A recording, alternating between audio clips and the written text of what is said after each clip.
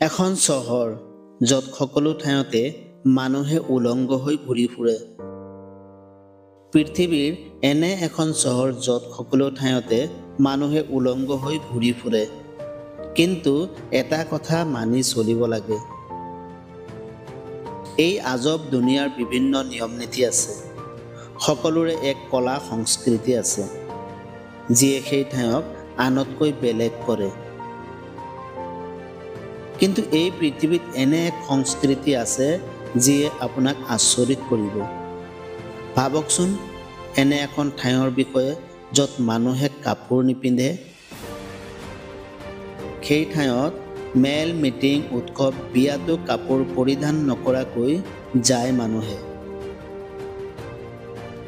এই চহৰ এনে লাইফষ্টাইলৰ বাবে বিখ্যাত। গতিকে আহক এই চহৰৰ বিষয়ে জানো। এই চহৰক উলংগ চহৰ বুলি কোৱা হয় বা ই জনাজাত। ফ্ৰান্সৰ কেপ ডিএছ নামৰ চহৰখন এনে লাইফষ্টাইলৰ বাবেই উলংগ চহৰ বুলি কোৱা হয়। কোৱা হয় যে এই চহৰত মানুহ একমাত্ৰ উলংগ হৈ ফুৰিবলৈ আহে। ইয়াত অহা বিদেশী স্বদেশী পৰ্যটকে কোনো আইনৰ আওতালৈ নাহে বা কোনো অসুবিধাৰ সন্মুখীনো নহয়। পৰ্যটকে বিনা কাপোৰেৰে ঘূৰিব পাৰে। বিশেষকৈ গৰমৰ দিনত এই ঠাইৰ সাগৰ পাৰলৈ 50,000ৰো অধিক পৰ্যটক আহে। কেপ ডিএছ চহৰ হানিমুন ডেষ্টিনেশ্যনৰ বাবে জনা যায়, কাৰণ ইয়াত মানুহে বিবাহ বস্ত্ৰৰে ঘূৰিব পৰা অধিকাৰ আছে। এই ঠাই সাগৰৰ মনোমোহা দৃশ্যৰ বাবে বিখ্যাত।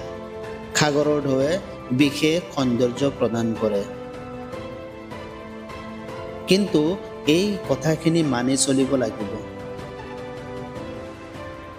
এই ঠাইত যদিও উলংগ হৈ থাকিব পাৰি, কিন্তু কোনো ধৰণৰ যৌন সম্পৰ্কত লিপ্ত হ'ব নোৱাৰি।